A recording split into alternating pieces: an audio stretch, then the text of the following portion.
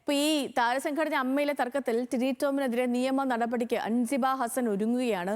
ജിഹാദി പരാമർശത്തിൽ മുഖ്യമന്ത്രിക്കും പോലീസിനും ഒക്കെ പരാതി നൽകാനാണ് നടിയുടെ നിലവിലെ ആലോചന. അമ്മ വൈസ് പ്രസിഡന്റ് ലക്ഷ്മിപ്രിയയുടെ പരാതിയിൽ ഹിൽ പാലസ് വനിതാ സെൽ CI ഏകപക്ഷീയമായി നിലപാട് സ്വീകരിച്ചതിലും അൻസിബ പരാതി നൽകും. സൈഫിനി സല്യർ നമുക്കിപ്പം തത്സമയം ചേരുന്നുണ്ട്. Saifu, good morning. ഇപ്പം ഈ അമ്മയിലെ പരാതി, ഈ അമ്മയിൽ നടക്കുന്ന പൊട്ടലും ചിരലും ഒക്കെ കഴിഞ്ഞ കുറച്ച് ദിവസമായിട്ടുണ്ട്. അൻസിബ ടിനി ടോമിനെതിരെ ഉന്നയിച്ച ഗുരുതരമായ ആരോപണങ്ങൾ, പിന്നീട് അതിന് പിന്നാലെ പല അംഗങ്ങളും പിന്നെ അനുകൂലിച്ചും പ്രതികൂലിച്ചും ഒക്കെ രംഗത്ത് വരികയും വാർത്താ സമ്മേളനം നടത്തുകയും ഒക്കെ ചെയ്തതാണ്.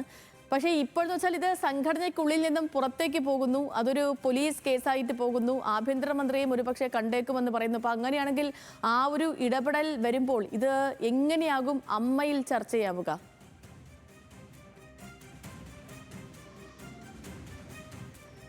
Good morning Sethulakshmi. അമ്മയിലെ വിവാദങ്ങൾ ഒരു പുതിയ തലത്തിലേക്ക് നീങ്ങുകയാണ് എന്നുള്ളതാണ് ഇപ്പോൾ ലഭിക്കുന്ന വിവരം. അതായത് അൻസിബ നിയമ നടപടിയുമായി മുന്നോട്ട് പോവുകയാണ്. ടിനി ടോമിനെതിരെ അഭിഭാഷകനുമായി കൂടിയാലോചിച്ച് ഇന്ന് അക്കാര്യത്തിൽ ഒരു തീരുമാനം ഉണ്ടാകും. ഇന്ന് തന്നെ മുഖ്യമന്ത്രിക്കും ആഭ്യന്തരമന്ത്രിക്കും ഇത് സംബന്ധിച്ച പരാതി നൽകാനാണ് അൻസിബ ആലോചിക്കുകയും ചെയ്യുന്നത്. ചിലപ്പോൾ ഇന്ന് തന്നെ ആ പരാതി നൽകുകയും ചെയ്യും.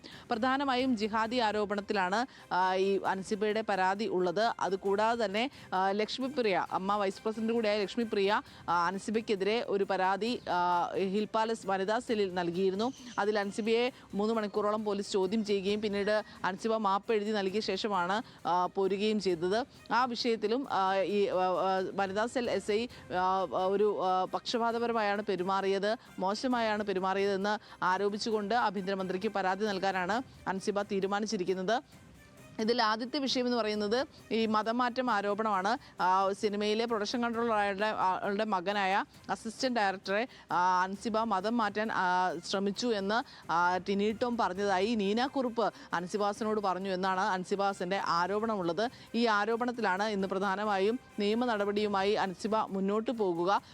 ഈ വിഷയത്തിൽ പക്ഷേ ടിനി ടോം അങ്ങനെ ഒരു ആരോപണം ഉന്നയിച്ചിട്ടില്ല എന്നാണ് പറയുന്നത്. പക്ഷേ ഇന്നലെ നമ്മൾ പുറത്തുവിട്ട വാട്സപ്പ് ചാറ്റിൽ ഈ പ്രൊഡക്ഷൻ കൺട്രോളർമാരായ 2 പേരുടെ പേരുകൾ എടുത്തു പറഞ്ഞുകൊണ്ട് ഇവർ പറഞ്ഞതൊന്നും ഞാൻ ഇവിടെ പറയുന്നില്ല എന്ന് പറയുന്നുണ്ട്. ആ കാര്യത്തിൽ അവരുടെ മകൻ തന്നെ, അതായത് ഇതിലൊരു പ്രൊഡക്ഷൻ കൺട്രോളറുടെ മകൻ തന്നെയാണ് ഇന്നലെ നമ്മളോട് ഈ വിഷയത്തിൽ അൻസിബ ഒരു തരത്തിലും മതമാറ്റത്തിന് തന്നെ പ്രേരിപ്പിച്ചിട്ടില്ല, സുഹൃത്തുക്കൾ നോമ്പ് പിടിച്ചപ്പോൾ റംസാൻ നോമ്പ് താനും പിടിച്ചു എന്നേ ഉള്ളൂ, അതല്ലാതെ അൻസിബയുമായി മതപരമായ ഒരു കാര്യങ്ങളും താൻ ചർച്ച ചെയ്തിട്ടില്ല എന്നായിരുന്നു ഈ അസിസ്റ്റന്റ് ഡയറക്ടറായ യുവാവ് പറയുകയും ചെയ്തത്.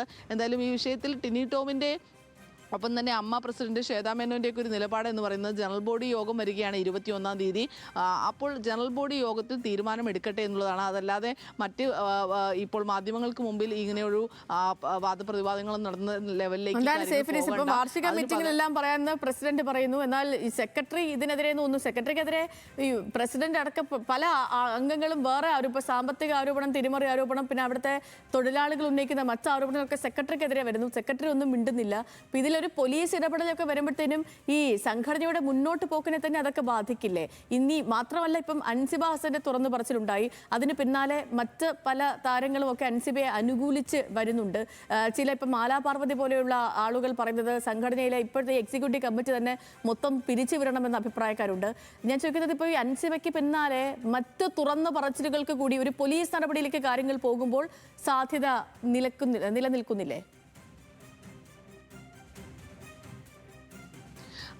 സേതു, അക്കാര്യത്തിൽ ഒരു ഭാഗം പറയാനുള്ളത്, ഈ അൻസിബയുടെ പരാതിക്ക് പുറമെ ടിനി ടോമിനെതിരെ നീന കുറുപ്പ് കൂടി ഒരു പരാതി നൽകിയിട്ടുണ്ട്.